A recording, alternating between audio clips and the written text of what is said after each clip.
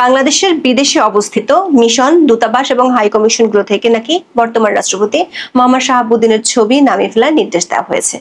হ্যাঁ, ঠিকই শুনেছেন, রাষ্ট্রপতির ছবি। কিন্তু কেন? তাও আবার লিখিত কোনো নির্দেশ নয়, দেয়া হয়েছে মৌখিক নির্দেশে। কে দিল এই নির্দেশ? এবং সবচেয়ে বড় প্রশ্ন, এই নির্দেশ মৌখিক কেন? দেশের গণমাধ্যমগুলোতে মৌখিক নির্দেশের খবর সয়লাভ হলো, মুখে কুলুপ এঁটেছে পররাষ্ট্র মন্ত্রণালয়। তাদের এমন নীরবতায় খবরটি গভীর বিতর্ক এবং আলোচনার জন্ম দিয়েছে। এটি শুধু একটি ছবির বিষয় নয়, এটি দেশের ভাবমূর্তি এবং সরকারি কার্যপ্রণালীর স্বচ্ছতা নিয়ে প্রশ্ন তুলেছে। আবার মৌখিক আদেশ দিয়ে বিদেশি মিশন থেকে রাষ্ট্রপতির ছবি সরালেও খোদ দেশের পররাষ্ট্র মন্ত্রণালয়ে এখনো ঝুলছে রাষ্ট্রপতির ছবি। এমন বৈপরীত্য পুরো বিষয়টিকে আরো রহস্যময় করে তুলেছে। আবার 1 বছর পর কেন এমন নির্দেশ দেওয়া হলো? হঠাৎ করে এমন নির্দেশ দেওয়ার পেছনে কি আছে অন্য কোনো রহস্য? সাম্প্রতিক সময়ের কোনো ইস্যু বা বিষয় এর সাথে কি জড়িত? রহস্যের জট খুলতে চলুন যাওয়া যাক বিশ্লেষণে।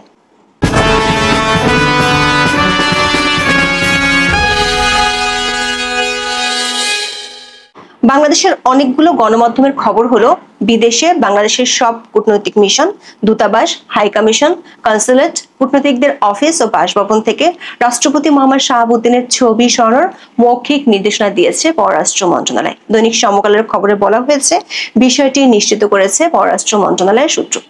দৈনিক কালের কণ্ঠ সহ একাধিক গণমাধ্যমের খবর হলো, নির্দেশটি ছিল মৌখিক। চ্যানেল 24 এর খবরে বলা হয়েছে, বিষয়টি নিশ্চিত করে পররাষ্ট্র মন্ত্রণালয়ের সংশ্লিষ্ট সূত্র জানিয়েছে, এরই মধ্যে 70টি মিশন থেকে রাষ্ট্রপতির ছবি সরানো হয়েছে। বাকি মিশনগুলো থেকেও রাষ্ট্রপতির ছবি সরানোর নির্দেশ দেওয়া হয়েছে। আগে থেকে এই ছবি না রাখার কোনো নির্দেশনা ছিল না। দর্শক, সবগুলো গণমাধ্যমের খবরে একটি বিষয় নিশ্চিত, মৌখিক নির্দেশের মাধ্যমে হঠাৎ করেই এমন কাজ করেছে পররাষ্ট্র মন্ত্রণালয়। এই খবরটিতে কিছু প্রশ্ন উঠে আসে। প্রথমত, বাংলাদেশের সরকারি মিশন, দূতাবাস ও হাই কমিশনে কার কার ছবি টাঙানোর নিয়ম আছে? দেশের সংবিধান, আইন, সরকারি রুলস অফ বিজনেস এবং ক্যাবিনেট ডিভিশনের আদেশ ও নির্দেশে এ নিয়ে কি বলা আছে? দ্বিতীয় প্রশ্ন হলো, হঠাৎ করে 1 বছর পর কেন এমন নির্দেশ দেওয়া হলো, যেখানে 5ই আগস্টের পরপরই শেখ হাসিনা ও জাতির জনকের প্রতিকৃতি হিসেবে বঙ্গবন্ধু শেখ মুজিবুর রহমানের ছবি সরানো হয়েছে? তার মানে কি এর মধ্যে অন্য কোনো রহস্য আছে? তৃতীয় প্রশ্ন হলো, আদেশটি মৌখিক কেন? তাও আবার সেটি 15ই আগস্ট রাতে দেওয়া হলো কেন, যেখানে পররাষ্ট্র মন্ত্রণালয় এখনো রাষ্ট্রপতির ছবি ঝুলছে? তাহলে কি এখানে অন্য কোনো গেম আছে? গণপ্রজাতন্ত্রী বাংলাদেশ সংবিধানের 4 ক অনুচ্ছেদে স্পষ্টভাবে জাতির পিতা হিসেবে বঙ্গবন্ধু শেখ মুজিবুর রহমানের প্রতিকৃতি সংরক্ষণ ও প্রদর্শনের বাধ্যবাধকতা আরোপ করেছে। এই অনুচ্ছেদটি 2011 সালে 5ম সংশোধনীতে যুক্ত করা হয়। এই বাধ্যবাধকতা বিভিন্ন সরকারি ও আধা সরকারি কার্যালয়, স্বায়ত্তশাসিত প্রতিষ্ঠান, সংবিধিবদ্ধ সরকারি কর্তৃপক্ষ, সরকারি ও বেসরকারি শিক্ষা প্রতিষ্ঠান এবং বিশেষভাবে বিদেশে অবস্থিত বাংলাদেশের দূতাবাস ও মিশন সমূহের জন্য প্রযোজ্য। বাংলাদেশের সংবিধান অনুযায়ী শুধুমাত্র জাতির পিতা বঙ্গবন্ধু শেখ মুজিবুর রহমানের প্রতিকৃতির কথা উল্লেখ করা হয়েছে, অন্য কারো ছবি টাঙানোর কথা বলা হয়নি। তবে বিগত আওয়ামী লীগ সরকারের আমলে সরকারি অফিসগুলো বঙ্গবন্ধু এবং প্রধানমন্ত্রীর ছবি টাঙানো হতো। গত বছরের 5ই আগস্ট শেখ হাসিনা সরকারের পতনের পর সবগুলো সরকারি অফিস থেকে শেখ হাসিনার ছবি সরিয়ে ফেলা হয়। সাংবিধানিক বাধ্যবাধকতা থাকায় প্রথম দিকে সরকারি উপদেষ্টা থেকে শুরু করে সবখানে বঙ্গবন্ধুর ছবি ছিল, কিন্তু সরকারি মব বাহিনীর নজরে বিষয়টি আসলে সবখান থেকে কোনো ধরনের ঘোষণা ছাড়াই বঙ্গবন্ধুর ছবি সরিয়ে ফেলা হয়। তবে তখনও বঙ্গভবনে সাংবিধানিক বাধ্যবাধকতা মেনে বঙ্গবন্ধুর ছবি ছিল। গত বছরের 11ই নভেম্বর মাহফুজ আলম উপদেষ্টা হিসেবে শপথ নিতে গিয়েছিলেন বঙ্গভবনে। সেখানে তিনি শপথ নেওয়ার পরপরই বঙ্গভবনের দরবার হল থেকে বঙ্গবন্ধুর ছবি সরিয়ে ফেলে বিতর্কের জন্ম দেন। এরপর থেকে মোটামুটি সব সরকারি দপ্তর থেকে বঙ্গবন্ধুর ছবি নামিয়ে ফেলা হয়। সরকারের একাধিক সূত্র বলছে, বিদেশে বাংলাদেশি দূতাবাস, মিশন ও হাই কমিশনগুলোতে রাষ্ট্রপতির ছবি রাখা এক ধরনের প্রেসিডেন্স বা নর্মসে পরিণত হয়েছে। এটিকে একটি শিষ্টাচারমূলক নিয়ম হিসেবে দেখা হয়। যদিও রুলস অফ বিজনেসে এ নিয়ে সরাসরি কোনো বিধান নেই। রুলস অফ বিজনেস হলো মৌলিক প্রশাসনিক দলিল যা সংবিধানের 55(6) অনুচ্ছেদ অনুযায়ী রাষ্ট্রপতির ক্ষমতা বলে বর্ণিত হয়। এই বিধানগুলোর মাধ্যমে সরকারি কাজ পরিচালিত হয়। পররাষ্ট্র মন্ত্রণালয়ের কর্মকর্তারা বলছেন, ছবি টাঙানোর বিষয়টি সুনির্দিষ্ট সরকারি আদেশ বা লিখিত সার্কুলার থেকে আসে। দৈনিক প্রথম আলোর খবরে বলা হয়েছে, এই মুহূর্তে সারা বিশ্বে বাংলাদেশের 82টি মিশন ও উপমিশন রয়েছে। এর মধ্যে 65টির বেশি মিশন ও উপমিশন থেকে রাষ্ট্রপতি মোহাম্মদ শাহাবুদ্দিনের ছবি সরিয়ে ফেলা হয়েছে। ওয়াশিংটন, দিল্লি, বেজিং সহ বেশিরভাগ মিশন থেকে রাষ্ট্রপতি শাহাবুদ্দিনের ছবি সরিয়ে নেওয়া হয়েছে। গত বছরের 5ই আগস্টের পরপরই এসব ছবি সরানো হয়। ইউরোপ, আমেরিকা অঞ্চলে কর্মরত কয়েকজন রাষ্ট্রদূতের সঙ্গে কথা বলে জানা গেছে, বিদেশে বাংলাদেশের যে মিশনগুলো রয়েছে সেখান থেকে আগেই সরানো হয়েছে রাষ্ট্রপতির ছবি। তবে এ ছবি রাখা না রাখার কোনো নির্দেশনা ছিল না বলে জানান তারা। দৈনিক কালের কণ্ঠ এবং এনটিভির খবরে বলা হয়েছে, অধিকাংশ মিশন কয়েক মাস আগে থেকে একই জিরো পোর্ট্রেট নীতি অনুসরণ করেছে। তাহলে প্রশ্ন হলো, হঠাৎ করে গত 15 আগস্টে কেন এমন নির্দেশ দেওয়া হলো, তাও আবার মৌখিক নির্দেশ দেওয়া হলো? প্রথম আলো সহ একাধিক সংবাদ মাধ্যমের খবরে বলা হয়েছে, 15 আগস্ট পররাষ্ট্র মন্ত্রণালয় থেকে বেশ কয়েকটি মিশনে টেলিফোনে রাষ্ট্রপতির ছবি সরানোর এই নির্দেশ দেওয়া হয়েছে। 15 আগস্ট মন্ত্রণালয়ের জ্যেষ্ঠ একজন কর্মকর্তা বিশ্বের বিভিন্ন অঞ্চলে কর্মরত কয়েকজন রাষ্ট্রদূত ও হাই কমিশনারকে ফোন করেন। ঢাকা থেকে বিদেশে বাংলাদেশের নির্ধারিত কয়েকজন কূটনীতিককে নিজেদের মিশন থেকে রাষ্ট্রপতির ছবি সরিয়ে নিতে ফোনে নির্দেশনা দেওয়া হয়। অন্য মিশন, উপমিশন থেকে ছবি সরানোর জন্য অন্যদেরকে জানাতেও নির্দেশনা দেওয়া হয়। দৈনিক সমকালের খবরে বলা হয়েছে, গত বছরের 5ই আগস্টের পর যখন 8ই আগস্ট নতুন সরকার দায়িত্বে আসে, তখন বড় মিশনগুলো আগেই সরিয়েছিল রাষ্ট্রপতির ছবি। কয়েকটি মিশন না সরানোর কারণে মৌখিক নির্দেশনা দেওয়া হয়। তার চেয়ে অবাক করা তথ্য দিচ্ছে চ্যানেল 24। সংবাদ চ্যানেলটির খবরে বলা হয়েছে, 70টি বিদেশি মিশন ও দূতাবাস থেকে সরানো হলো পররাষ্ট্র মন্ত্রণালয়ের ক্যাফেতে এখনো আছে রাষ্ট্রপতি মোহাম্মদ শাহাবুদ্দিনের ছবি। 17ই আগস্ট ঢাকার সেগুনবাগিচায় পররাষ্ট্র মন্ত্রণালয়ের ক্যাফের ভেতরে পেশাদার কূটনীতিকদের জন্য যে আলাদা লাউঞ্জ রয়েছে, সেখানে রাষ্ট্রপতির ছবি দেখা গেছে। পররাষ্ট্র মন্ত্রণালয়ের লাউঞ্জে রাষ্ট্রপতির ছবি রেখে বিদেশি মিশনগুলোকে কেন ছবি সরানোর নির্দেশ দেওয়া হলো? আবার 15ই আগস্ট শুক্রবার ছিল, সাপ্তাহিক ছুটির দিন ছিল। যে নির্দেশ গত 1 বছরে দেওয়া হয়নি, সেটি হঠাৎ করে শুক্রবার ছুটির দিনে, তাও আবার টেলিফোন করে কেন দিতে হবে?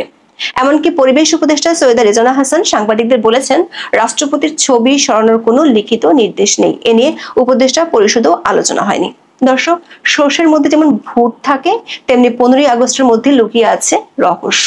ছবি সরানোর রহস্যের কেন্দ্রে আছে 15ই আগস্ট। একাধিক সূত্র আমাদের নিশ্চিত করেছে, এই নির্দেশ দেওয়ার বিষয়টি পররাষ্ট্র উপদেষ্টা মোহাম্মদ তৌহিদ হোসেনই জানতেন না, এমনকি পররাষ্ট্র সচিব আসাদ আল সিয়ামও দেননি। তাহলে কে দিল নির্দেশ, আর কেনই বা সেটি 15ই আগস্টই দিতে হবে? পররাষ্ট্র মন্ত্রণালয়ের একাধিক সূত্র বলছে, মন্ত্রণালয় অনেক দিন ধরে দুটি গ্রুপের মাধ্যমে পরিচালিত হয়। একটি গ্রুপ উপদেষ্টা তৌহিদ হোসেনের নেতৃত্বে, অন্য গ্রুপটি পরিচালিত হয় প্রধান উপদেষ্টার দপ্তর থেকে। এই গ্রুপের সিদ্ধান্তগুলো নেন 3 জন। তারা হলেন শিল্প উপদেষ্টা আদিলুর রহমান খান, তথ্য উপদেষ্টা মাহফুজ আলম এবং জাতীয় নিরাপত্তা উপদেষ্টা খলিলুর রহমান। এই 3 জন পররাষ্ট্র মন্ত্রণালয়ের সংক্রান্ত উপদেষ্টা পরিষদ কমিটির সদস্য।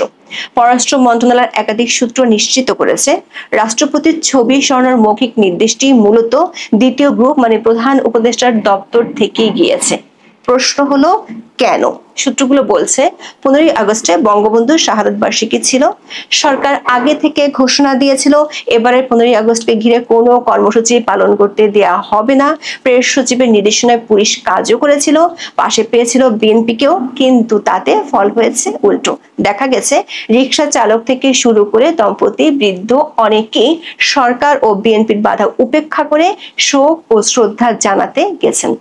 একটা পোড়া বাড়িকে নিয়ে সরকারের মধ্যে ভয় থাকার বিষয়টি পরিষ্কার হয়ে যায়। শোক প্রকাশে বাধা দেওয়ার জন্য সামাজিক মাধ্যমে অনেকেই সরকারকে নব্য ফ্যাসিস্ট হিসেবে ট্যাগ দিয়েছেন। বিষয়টি ভাইরাল হওয়ার পর 15ই আগস্ট বিকেলে সরকার কৌশল নেয় রাষ্ট্রপতির ছবি সরানোর বিষয়টি সামাজিক মাধ্যমে ভাইরাল করার, কিন্তু গত 2 দিনে ইস্যুটি খুব একটা ভাইরাল হয়নি। এরপর ধানমন্ডি 32 নম্বরে শ্রদ্ধা জানাতে যাওয়া রিকশা চালককে গ্রেপ্তার করা, সরকারি পৃষ্ঠপোষকতায় জুতা মারা কর্মসূচি সরকারকে আরো বিপাকে ফেলে দেয়। তড়ি ঘড়ি করে সরকার সমর্থিত কয়েকটি গণমাধ্যম 17ই আগস্ট সকালে বিষয়টি নিয়ে খবর প্রচার করে। দুইজন রাষ্ট্রদূত নাম প্রকাশ না করার শর্তে বলেছেন, কূটনৈতিক মহলে এমন মৌখিক নির্দেশের ঘটনা অত্যন্ত বিরল। এর ফলে শুধু দেশের ভিতরে নয়, আন্তর্জাতিক পরিমণ্ডলও এর দ্বারা প্রভাবিত হতে পারে। প্রশ্ন উঠতে পারে, কেন এই গোপনীয়তা? কেন লিখিতভাবে এই নির্দেশ দেওয়া হলো না?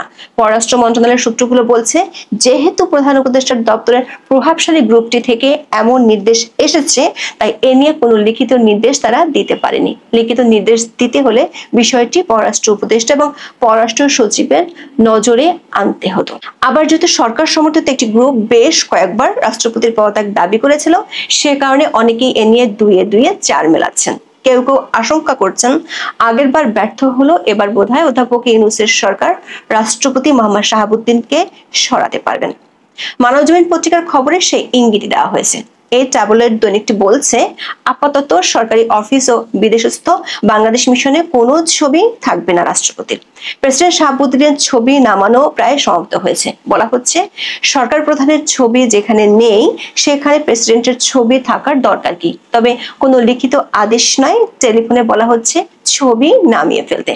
সর্বশেষ 15 আগস্ট লন্ডনস্থ বাংলাদেশ হাই কমিশন থেকে প্রেসিডেন্টের ছবি নামানো হয়েছে। অনেক পর্যবেক্ষক অবশ্যই বিষয়টিকে ভিন্নভাবে দেখছেন। তারা বলছেন, 1 বছর তো গেল, এই সময় এই ছবি নামানোর ব্যাপারে সিদ্ধান্ত নেওয়া হয়নি কেন? দায়িত্বশীল সূত্রগুলো বলছে, প্রেসিডেন্ট চেক আপের জন্য বিদেশে যাওয়ার পরিকল্পনা করেছিলেন। প্রস্তুতিও সম্পন্ন হয়েছিল, মাঝখানে বাদ সারা হয়েছে। বলা হয়েছে, এই মুহূর্তে বিদেশে যাওয়ার পরিকল্পনা না করাই ভালো। প্রেসিডেন্ট হিসেবে চলে গেলে দেশ এক সাংবিধানিক সংকটে পড়বে। তার অবর্তমানে দায়িত্ব নেওয়ার কথা স্পিকারের, কিন্তু স্পিকার পদত্যাগ করে বসে আছেন নিরাপদ অঞ্চলে। ডেপুটি স্পিকার জেলখানায়। এই অবস্থায় কাকে দেওয়া হবে দায়িত্ব? রেফারেন্সের মাধ্যমে প্রধান বিচারপতি এই দায়িত্ব পেতে পারেন, সেটাও লম্বা প্রক্রিয়া। এসব কারণেই সম্ভবত প্রেসিডেন্ট শাহাবুদ্দিনকে বিদেশ যেতে দেওয়া হয়নি এবং ছবিও নামছে এরই ধারাবাহিকতায়। এর মধ্যে অনেকে ষড়যন্ত্র তত্ত্ব নিয়ে ঘাটাঘাটি করছেন। পরিস্থিতি এখানেই শেষ নয়, সরকারি মহলে এ নিয়ে দৌড়ঝাঁপ চলছে। অভ্যুত্থানের নায়করা বরাবরই প্রেসিডেন্ট শাহাবুদ্দিনকে অপসারণের পক্ষে মত দিয়ে আসছেন। এমনকি দুই একবার তারা বঙ্গভবন ঘেরার কর্মসূচি দেন। নানাভাবে চাপও সৃষ্টি করা হয়, কিন্তু বিএনপি সহ বিভিন্ন রাজনৈতিক দলের অনড় অবস্থানের কারণে তাদের সে প্রচেষ্টা সফল হয়নি। নির্বাচনকে সামনে রেখে এ ধরনের পরিস্থিতি রাজনীতিকে জটিল করে তুলবে।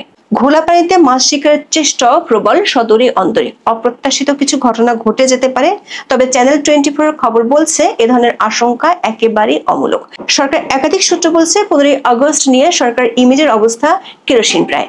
সেটি থেকে জনচোখ সরাতে চায় সরকার, তাই সরকারি বয়ানে মিডিয়ার মাধ্যমে রাষ্ট্রপতির ছবি সরানোর ইস্যুটি সামনে আনা হলো, যাতে আপাতত বঙ্গবন্ধুর মহানায়কের ইমেজের রোষ থেকে ইউনূসের ইমেজ রক্ষা পায়। এখন এই পর্যন্ত, সবাই ভালো থাকুন, সুস্থ থাকুন। বিভিন্ন দেশের দূতাবাসগুলোতে যেই বাংলাদেশের দূতাবাসগুলো থেকে রাষ্ট্রপতি শাহাবুদ্দিন চুপ্পুর ছবি নামিয়ে ফেলতে বলা হয়েছে। এই খবরটি সত্য নাকি এ নিয়ে মানুষ জানতে যাচ্ছে, কেন সরিয়ে দেওয়া হলো। এর মধ্যে বাংলাদেশের দুটি পত্রিকাও এ সংক্রান্ত খবর দেখলাম যে অন্তর্বর্তীকালীন সরকারের পররাষ্ট্র মন্ত্রণালয় থেকে বিভিন্ন দূতাবাসে নির্দেশ দেওয়া হয়েছে প্রেসিডেন্টের ছবি নামিয়ে নেওয়ার জন্য। আমি নিজে নিউ ইয়র্কে যে দূতাবাস আছে সেখানে খোঁজ নিয়েছি, তারা এরকম কোনো নির্দেশনা পায়নি। ইনফ্যাক্ট সেখানে রাষ্ট্রপতির কোনো ছবি ছিলই না। তাহলে কেন এই নির্দেশনা, এই কথা খবর হচ্ছে? অনেকে বলছে কোন নতুন করে কোনো কু হলো কিনা। এমনিতেই আপনারা জানেন যে রাষ্ট্রপতিকে অপসারণের জন্য বিভিন্ন সময় কদিন পর পর নানান রকম গুঞ্জন আসে, বিভিন্ন মহল থেকেও চাপ আসে, অনেকেই সমালোচনা করেন। কিন্তু আমরা জানি যে রাষ্ট্রপতি এই মুহূর্তে রয়েছেন একমাত্র সাংবিধানিক দায়িত্ব, একটা গার্ড হিসেবে তিনি রয়েছেন। ফলে তার থাকাটা খুবই গুরুত্বপূর্ণ বাংলাদেশের রাষ্ট্র কাঠামোটার জন্যই। তারপরেও কেন কদিন পর পর এই খবরটি আসছে, এবং আসলে কি রাষ্ট্রপতির ছবি অপসারণ করা হয়েছে কিনা, হলেই বা কি? যদি অপসারণ করা হয় তাহলে হঠাৎ করে কেন করা হচ্ছে? আসলে কি কোনো কু হয়েছে কিনা? এই প্রশ্নগুলোর জবাব খোঁজার চেষ্টা করবো। আমার সঙ্গে যুক্ত হচ্ছেন সাবেক রাষ্ট্রদূত জনাব হারুনুর রশিদ। জনাব হারুনুর রশিদ, আপনাকে স্বাগত জানাচ্ছি। আপনি নিশ্চয়ই শুনতে পাচ্ছিলেন যে আমি বলছিলাম যে অসংখ্য মানুষ জানতে চাচ্ছে কি হচ্ছে, রাষ্ট্রপতির ছবি হঠাৎ করে সরিয়ে ফেলতে বলা হয়েছে কিনা, আসলে কি হয়েছে বলুন তো? আপনাকে ধন্যবাদ। কি হয়েছে এক্স্যাক্টলি আমিও বলতে পারবো না, তবে আমি কিছু আপনাদেরকে আইডিয়া দিতে পারবো। প্রথম কথা হলো, বঙ্গবন্ধু, প্রধানমন্ত্রী শেখ হাসিনা এবং রাষ্ট্রপতি শাহাবুদ্দিন, এই তিনজনের ছবি গত বছর আগস্ট মাস নাগাদ সব দূতাবাস থেকে উধাও হয়ে গেছে। সুতরাং এখন যদি এই ইনস্ট্রাকশন আসে, এটা হাস্যকর। তো দেখেন কি কি পরিস্থিতিতে এসব হতে পারে, সেটা আমি একটা আইডিয়া দিতে পারি। একটা হলো যে, হতে পারে কোনো জায়গায় কোনো একটা ছবি দেখেছে কেউ, এবং কেউ ফোন করে বলে যে অমুক জায়গায় আমরা তো এখনো দেখছি যে এর ছবি ঝুলছে, এরকম করে বলে, তখন বাংলাদেশে হম্বিতম্বি করে ওরা একটা ইনস্ট্রাকশন পাঠায়, এরকম হতে পারে। আর একটা হতে পারে যে রাষ্ট্রপতিকে নিয়ে মানে একটা কিছু গুঞ্জন তৈরি করা হতে পারে। কারণ হলো দেখেন, যদি যেটা নিয়ে মানুষের মধ্যে যেটা সবচেয়ে ভাবা হচ্ছে যে রাষ্ট্রপতিকে সরিয়ে কাউকে বসানো হবে কিনা, সেটার জন্য তো আগাম আপনার এই ছবি নামানোর জন্য বলার দরকার নেই। যখন কেউ বসবে সেই পদে, তখন তো অটোমেটিক মানুষ জানবে যে ওই ছবিটা নামিয়ে নতুন রাষ্ট্রপতির ছবি দিতে হবে। তবে সাধারণত সরকারি কর্মচারীরা, দূতাবাসের কর্মচারী বলুন, বাংলাদেশে বলুন, তারা সবসময় সবচেয়ে বেশি সেফ সাইডে থাকতে চায়। সুতরাং ছবি তারা অনেক আগেই নামিয়ে ফেলছে। কোথাও একটা দুটা থাকতে পারে, বাট আমি এটা আপনাকে নিশ্চিত করে বলতে পারি এই ছবিগুলোর এখন কোনো দূতাবাসে অস্তিত্ব নাই। আপনি কি খেয়াল করেছিলেন গত বছর এই আগস্টের জঙ্গি উত্থানের পর আমাদের লন্ডনের হাই কমিশনে কি হয়েছিল? সেখানে আপনি হয়তো চিনতে পারবেন, পুরনো এক সাংবাদিক লিটন নামে, এক সময় সে বোধহয় ইয়েতে চাকরি করতো, এটিএন, যে এটিএন চ্যানেল এটিএন এ চাকরি করতো। সে বহু বছর লন্ডনে চলে গেছে সাংবাদিকতা করে। ওইখানে লন্ডনে কিছু কমিউনিটি বেসড টেলিভিশন আছে, একটা ছিল চ্যানেল এস বাই একটা বাংলা, এখন কি আছে আমি জানি না। ওইখানে চাকরি করতো। আমার তার সাথে পরিচয় বহু বছর আগে, ইটালিতে 2007-08-এর দিকে। তো সে দেখলাম যে নিজেই নেতৃত্ব দিয়েছে লন্ডন হাই কমিশন থেকে বঙ্গবন্ধু ছবি নামানোর ক্ষেত্রে। আমরা সেখানে দেখলাম যে রাষ্ট্রদূত ঘুরে ঘুরে দেখাচ্ছেন যে দেখেন ছবি নেই, ছবি নেই। তো এগুলো দেখে সবাই সতর্ক হয়ে যায়। শাহাবুদ্দিনের ছবি আসলে কোথাও নাই।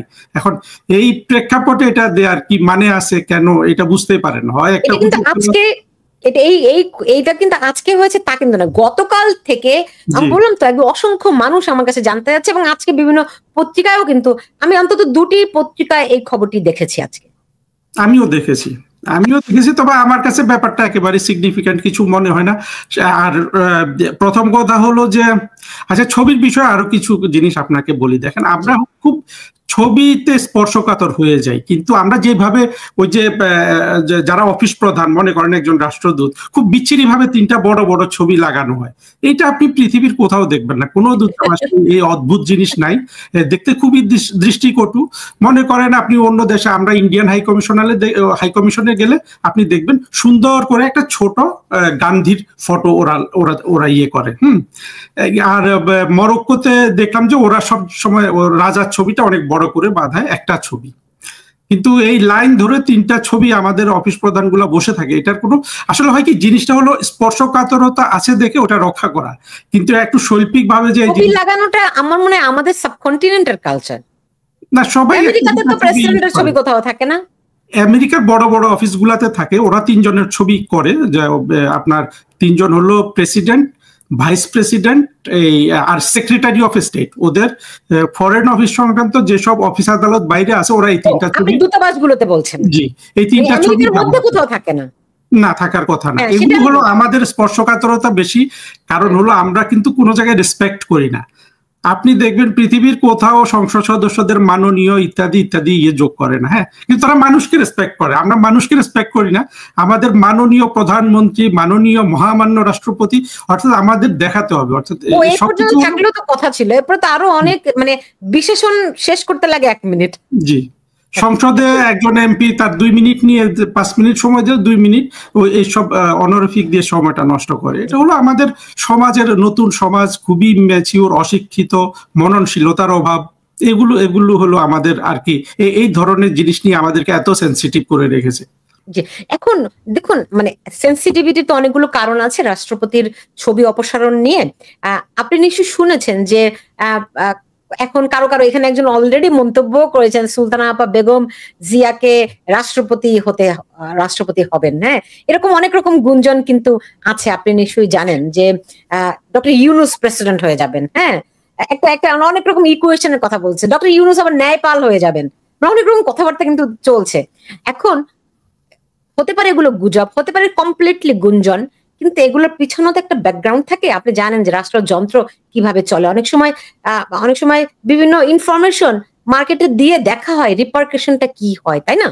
তো এইরকম কোনো ব্যাপার আছে কিনা যে আদৌ আসলে তাদের আদার কোনো প্ল্যান ইমপ্লিমেন্টেশনের ব্যাপার আছে কিনা? এদের ব্যাপারগুলো হলো কি, এদের দেখেন আজকে আবার ওয়াকারুজ্জামানের একটা বক্তৃতা এসেছে, হ্যাঁ, তাকে আবার আজকে একেবারে গরম টরম মনে হলো। হ্যাঁ, এই লোক আপনার 5ই আগস্ট সে সাংবিধানিক সরকারের বিরুদ্ধে দাঁড়িয়ে গেল, যার কারণে আজকে বাংলাদেশ ধ্বংস হয়ে গেল। হ্যাঁ, এই পুরো দায়িত্ব আসলে ওয়াকারুজ্জামানের। যে পরিস্থিতি দাঁড়িয়ে গিয়েছিল সেইখান থেকে রাষ্ট্রের সম্পদ রক্ষা করার একমাত্র সামরিক বাহিনীগুলোর পক্ষে সম্ভব ছিল। তারা কিন্তু রাষ্ট্রের কোনো সম্পদ রক্ষা করেনি। হ্যাঁ, এরপরে হাজার হাজার মানুষ মারা গেল, পুলিশ হত্যা করলো, সেনাবাহিনী চেয়ে চেয়ে দেখেছে। এখন আবার সেনাবাহিনী প্রধানের এই বক্তৃতা দেখে আজকে আবার কিছু আওয়ামী লীগের যারা সমর্থক তাদের ফেসবুকে দেখলাম যে তারা অনেক নরম এই সেনাবাহিনী প্রধানের প্রতি। আসলে হয় কি, বাঙালি আপনার by nature they are very weak in administration. প্রথম কথা হলো, এই সেনাবাহিনী প্রধান যেই অপরাধ করে ফেলছে সেটা হলো রাষ্ট্রদ্রোহিতা, এবং এর শাস্তি হলো মৃত্যুদণ্ড।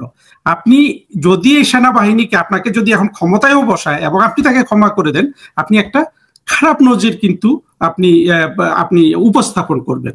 আর একটা জিনিস, এই ছবির ব্যাপারে আমি যেটা বুঝছি না, যদি হতে পারে ওরা ওইটা দেখছে, হতে পারে আপনার কোনো একটা ইস্যু থেকে নজর ঘোরানো হতে পারে। আরেকটাও হতে পারে যেটা খুব প্রাসঙ্গিক, আমরা দেখেছি 5 আগস্টের পরে ওই যে আপনার পিনাকি, ইলিয়াস, এরা প্রচুর ধমক টমক দিত যে এখনো শেখ মুজিবের ছবি ওইখানে কেন, এগুলা বলে টোলে।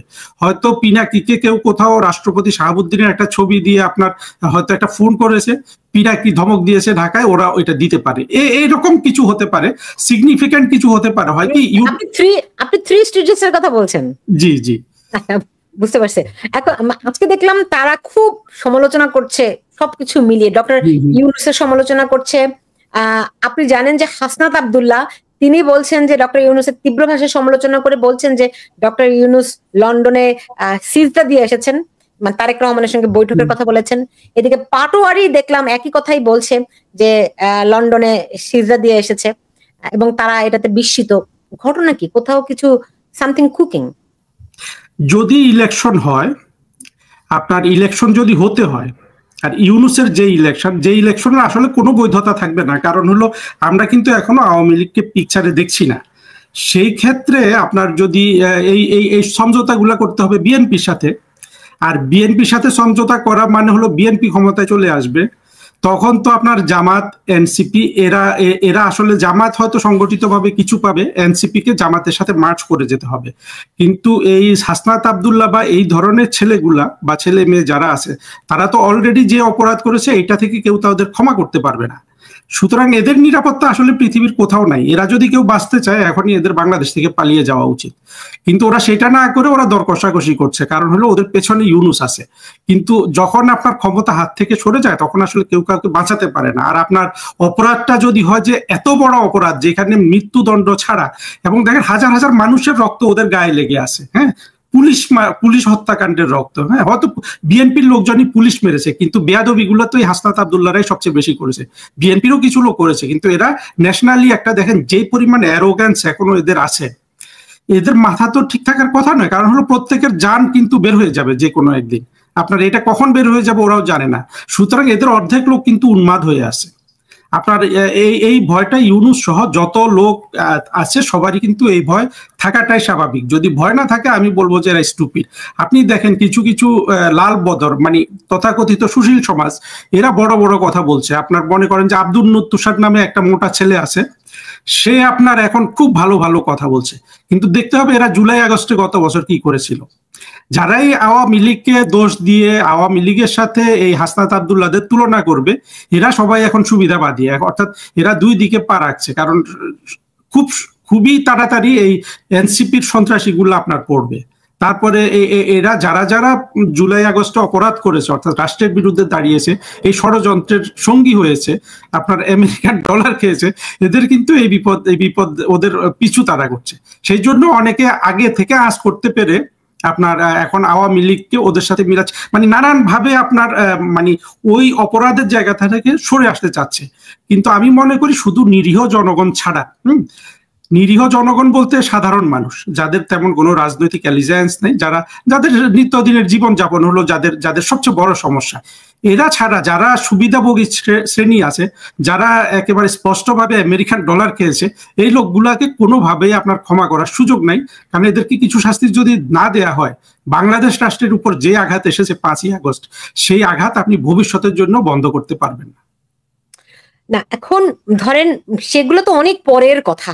এখন যেই কন্টিনিউয়াস যে প্রসেসগুলো আছে সেইখানে যদি আমরা দেখি, আপনি দেখুন কালকে বঙ্গবন্ধুর প্রয়াণ দিবস 15ই আগস্ট উপলক্ষে সারা পৃথিবী জুড়ে যে পরিমাণ যেভাবে করে মানুষ একদম একদম আন্তরিকভাবে অন্তরের অন্তঃস্থল থেকে বঙ্গবন্ধুর প্রতি শ্রদ্ধা জানিয়েছে, যেটি হয়তো গত 15 বছরেও সম্ভব হয়নি। কিন্তু গতকাল মানুষ জানান দিয়ে দিয়েছে যে বঙ্গবন্ধুই অবিসংবাদিত নেতা, বঙ্গবন্ধুই আমাদের জাতির জনক, এটি নিয়ে কোনো প্রশ্ন নয়। এটি একেবারে দায়িত্বহীন ভাবে সব স্তর থেকে এসেছে, শুধুমাত্র ওই রাজাকারের আন্ডা বাচ্চা বলি আমি, তারা বাদে। হ্যাঁ, ভিন্ন মতের অনেক মানুষও কিন্তু বঙ্গবন্ধুর প্রতি কালকে অনেক শ্রদ্ধা নিবেদন করেছেন। এটি দেখে আপনার কি মনে হয় এই চক্রের মাথা খারাপ হয়ে গেছে? নতুন করে খারাপ হয়েছে, তবে আমি একটু সাবধান করতে চাই যে গতকাল বঙ্গবন্ধুর প্রতি শ্রদ্ধা অনেক মানুষ দেখিয়েছে, এইটা দেখে খুশি হওয়ার কোনো কারণ নেই। বাংলাদেশ রাষ্ট্রতে আপনার মুক্তিযুদ্ধের পক্ষের শক্তি যারাই যখন ক্ষমতায় থেকেছে, আপনার মানে বিবেচনাহীন ভাবে স্বাধীনতা বিরোধীদের বাড়তে দিয়েছে। হ্যাঁ, সেইখানে গত 1 বছরের নানান দুরবস্থায় সাধারণ মানুষ বঙ্গবন্ধুকে শ্রদ্ধা জানাচ্ছে, এটা একদিক থেকে পজিটিভ। কিন্তু আমি এটা নিয়ে যে আপ্লুত ভাব দেখছি সেটা আমি অর্থ দেখি না। কারণ আপনি দেখেন গতকালও কিন্তু আমি জানি না পরে কেক টেক ওইভাবে কাটা হয়েছে কিনা, বেগম খালেদা জিয়া এবং ওনার সমর্থকরা কিন্তু আপনার কেক নিয়ে মানে কেকের বড় খবর ছড়িয়েছিল। হ্যাঁ, এর মধ্যে আবার খালেদা জিয়ার ইয়ে থেকে জানানো হয়েছে যে কেক কাটা হবে না, শুধু মিলাদ হবে।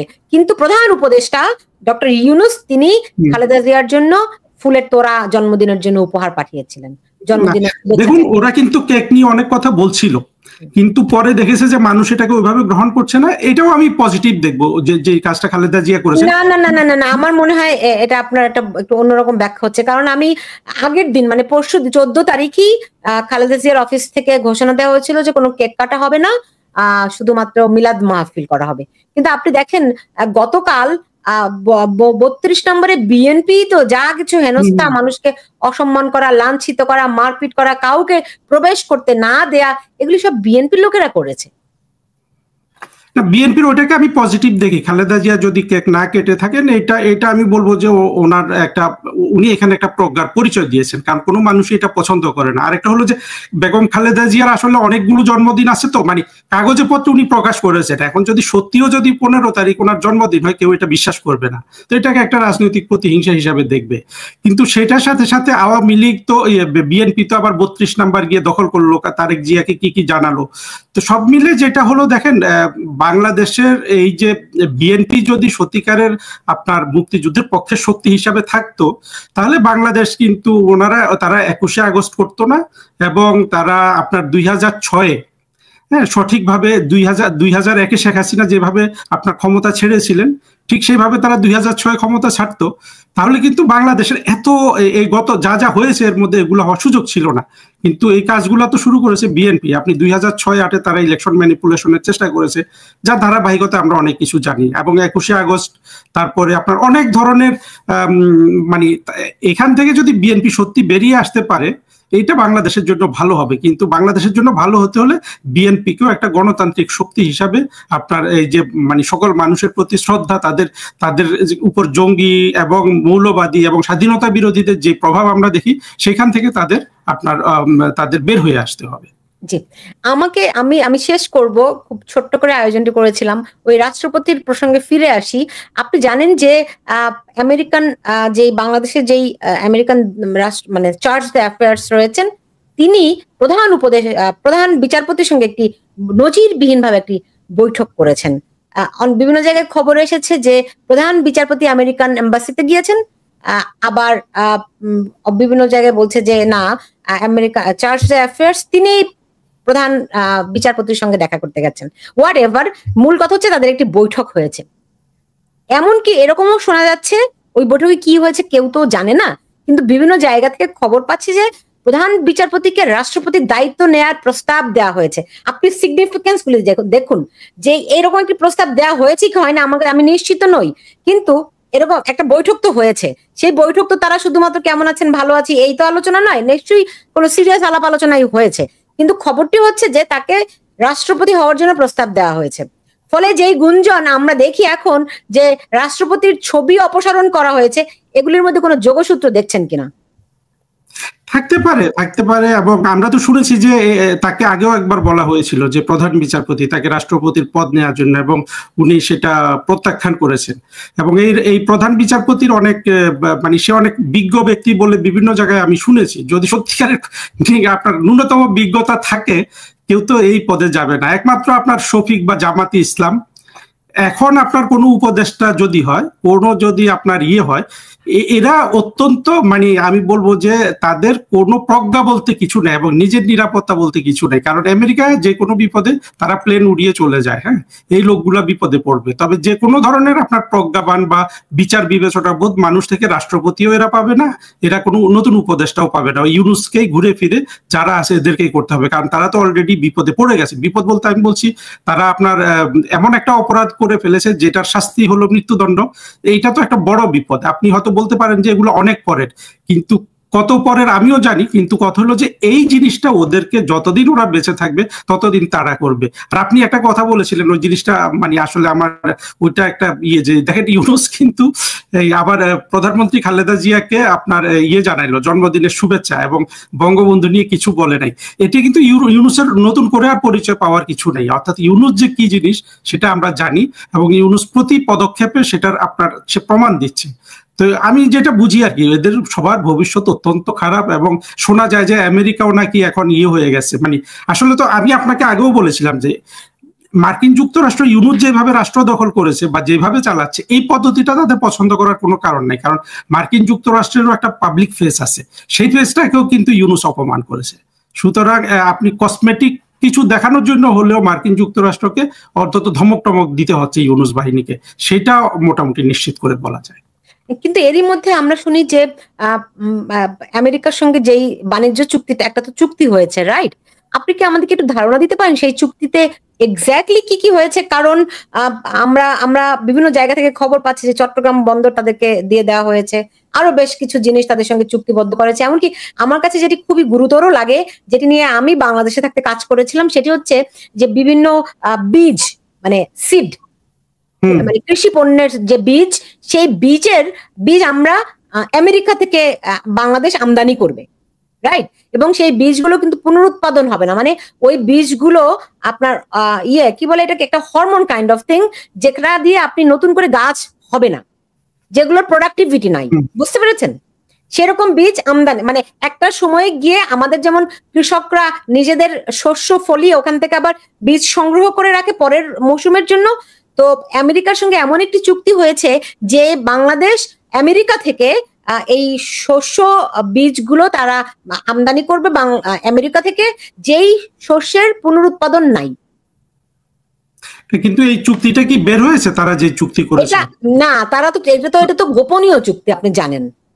একটা ছিল গোপন। এর আগেও কিন্তু দেখুন, আমি এই জন্য বলছি জিনিসটা, এর আগেও আমি তখন বাংলাদেশে ছিলাম, তখন আপনার এরকম একটা চুক্তির প্রস্তাব দেওয়া হয়েছিল বাংলাদেশকে, কিন্তু বাংলাদেশের সরকার সেটি, ওটা আওয়ামী লীগ সরকারের আমলে একদম প্রথম দিকে।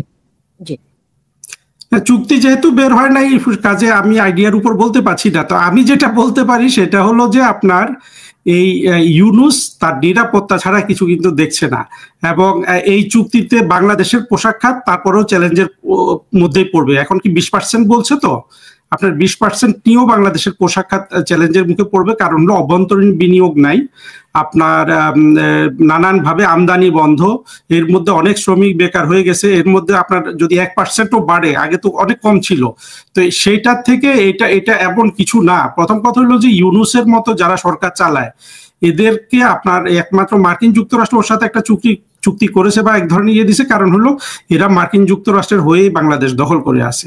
কিন্তু যদি এদের উপর ভালো কনফিডেন্স থাকতো, যেটা ওরা করে দিতে পারবে বলে মার্কিন যুক্তরাষ্ট্র আশা করে, সেটা হলে তো তার নতুন করে কোনো শুল্ক বসানোরই কথা না। কিন্তু বসিয়েছে, এর মানে হলো ইউনূস মার্কিন যুক্তরাষ্ট্রকেও খুশি রাখতে পারছে না। এবং যেভাবে বাংলাদেশের জঙ্গি উত্থান হয়েছে, এইটা নিয়ে কোথাও না কোথাও মার্কিন যুক্তরাষ্ট্র আপনার এই দুশ্চিন্তার বিষয় আছে। কারণ হলো বাংলাদেশের এর আগেও কিন্তু অনেক জঙ্গি মার্কিন যুক্তরাষ্ট্রে পার হয়েছে। কিন্তু সবচেয়ে ক্ষতি যেটা হয়েছে, বাংলাদেশের সাধারণ মানুষ বা ছাত্ররা যারা মার্কিন যুক্তরাষ্ট্রে আসতো, ওরা তো দেখবেন যে আর আগে 10 জন আসলে এখন হয়তো একজন যেতে পারবে। বিভিন্ন দেশ থেকে বাংলাদেশ কিন্তু ভিসা দিচ্ছে না, ভিসা দিবে না, কোনো দেশই দিবে না। ইউরোপ আমেরিকাতে ইউনুস যে কত ধরনের ক্ষতি বাংলাদেশের করলো, এইটাই আমরা তো মানুষদের জানাতে পারছি না। জানাতে পারছেন না কেন? জানাতে পারছি না বলতে আপনার কানেকশনের সমস্যা। মনে করেন যে দেখেন, আপনি এত সুন্দর সুন্দর প্রোগ্রাম করছেন, আপনার প্রোগ্রাম কত কত ভিউ হয় আপনি দেখেন। এরপরও আমরা এই যে ওই যে থ্রি স্টুজেস বললেন আপনি, ওরা একটা প্রোগ্রাম করলে কত ভিউ হয়। হ্যাঁ, এই জিনিসগুলো বুঝতে হবে। অর্থাৎ আজকে যদি বাংলাদেশে প্রধানমন্ত্রী শেখ হাসিনা প্রেসিডেন্সিয়াল ইলেকশনে দাঁড়ান, তার সাথে বিএনপি অন্যান্য দলও থাকবে, উনি কমপক্ষে 60% ভোট পাবেন। তার মানে এই যে 60% মানুষ আওয়ামী লীগকে সমর্থন দিতে রাজি, এই মানুষদের আপনার স্পিরিটটা তো আপ করার দায়িত্ব হলো পার্টি হিসাবে আওয়ামী লীগের। সুতরাং তাদেরকে কানেক্টেড করতে হবে। যেহেতু সোশ্যাল, আওয়ামী লীগ, আমি তো আওয়ামী লীগের অস্তিত্বই দেখি না কোথাও, না সোশ্যাল মিডিয়ায় না অন্য কোথাও। তারা কোথায়, ওইটাই আমার প্রশ্ন আর কি। কিন্তু এই ইন্টার কানেকশনটা তো হচ্ছে না আপনার। প্রতিটা মানুষ যারা প্রধানমন্ত্রী শেখ হাসিনার প্রতি সহানুভূতিশীল হচ্ছে, তাদেরকে আপনি ধরে রাখতে হলে তো আপনি যা প্রচার করছেন, যা বলা হচ্ছে, এবং এই যে ইউনূস কি ক্ষতি করছে, হ্যাঁ, সন্ত্রাসীরা কি ক্ষতি করছে, এগুলো তো মানুষের মধ্যে আলোড়ন তুলতে হবে। হ্যাঁ, এই কাজটা করা দরকার, ওইটাই আমি বলতে চাচ্ছি আর কি। যারাই দেখেন কথা বলে আওয়ামী লীগের হয়ে বা মুক্তিযুদ্ধের পক্ষের হয়ে, তাদের বাণী কিন্তু খুব বেশি মানুষের কাছে পৌঁছায় না।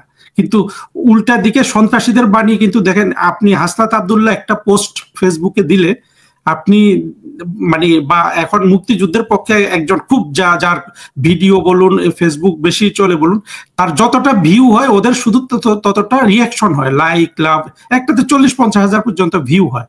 তো আমি আওয়ামী লীগকে বলবো যে এই জিনিসগুলোর প্রতি তাদের দৃষ্টি দেওয়া উচিত। ইভেন তাদের নিজস্ব সোশ্যাল মিডিয়া ফর্মেরও কোনো কিন্তু প্রচার নাই। তো এইগুলো যদি তারা না করতে পারে, তারা দেশকে ইন্টারনেট দিল, আর সেটাকে এই জন্য যে দিল যে এই ইন্টারনেটটা জামাত ব্যবহার করে সরকারকে ফেলে দিবে।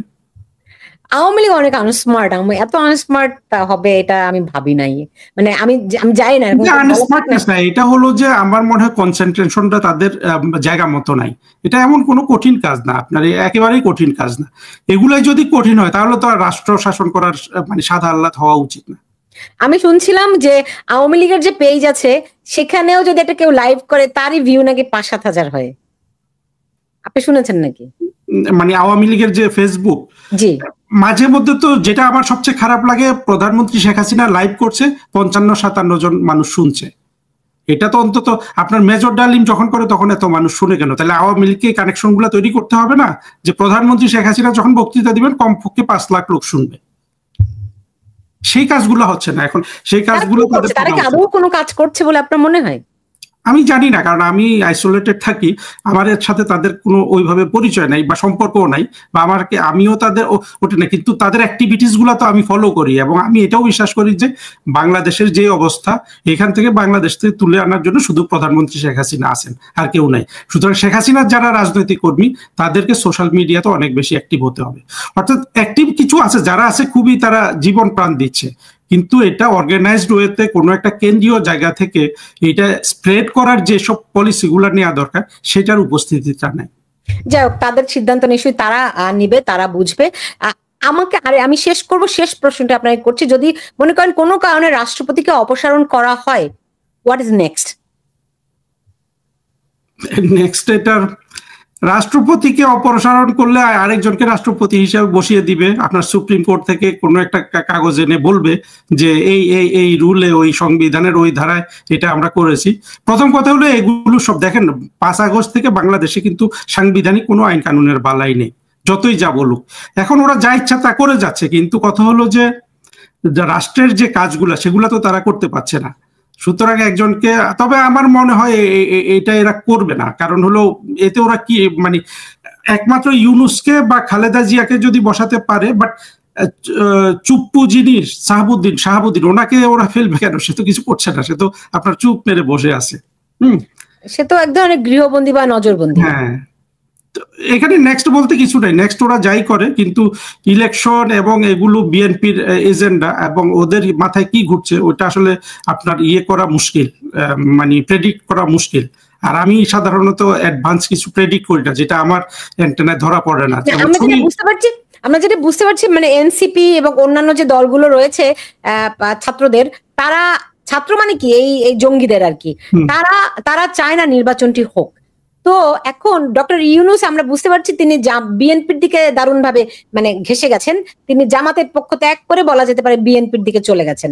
তো যদি এই দলগুলো নির্বাচনে অংশ না নেয়, তারা এরই মধ্যে হুমকি দিয়েছে, জামাত সহ অন্যান্য দলগুলো হুমকি দিয়েছে যে তারা এখন ফেব্রুয়ারির নির্বাচন তারা চায় না, তারা পিআর চায়, হেন চায় তেন চায়, অনেক আছে তাদের, রাইট? তো যদি নির্বাচন হয় আর এই দলগুলি অংশগ্রহণ না করে, তাহলে বিএনপি কাকে নিয়ে নির্বাচন করবে?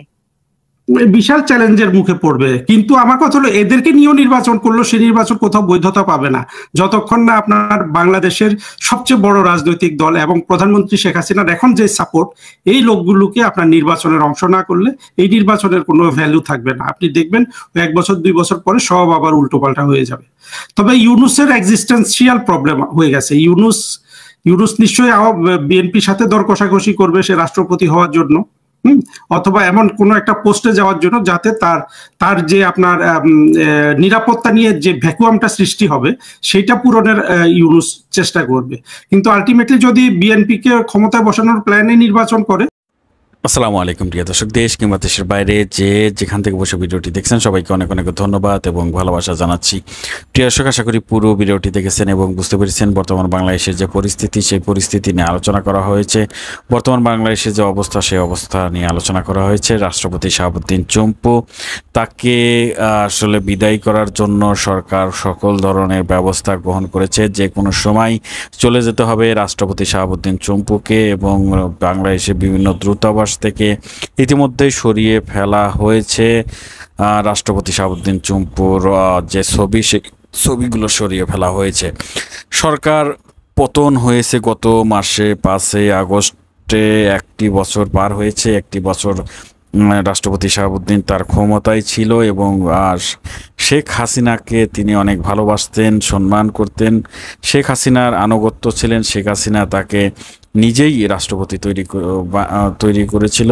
প্রিয় দর্শক, এখন রাষ্ট্রপতির অপসারণের পর দেশ কোন দিকে যাবে, দেশে অস্থিতিশীল পরিবেশ তৈরি হবে কিনা, বা সেনা প্রধান এই বিষয়টি নিয়ে কোনো বার্তা দেবেন কিনা, আমাদের দেখার অপেক্ষায়। সবাই ভালো থাকবেন, সুস্থ থাকবেন। ভিডিওটি শেষ করছি। আসসালামু আলাইকুম।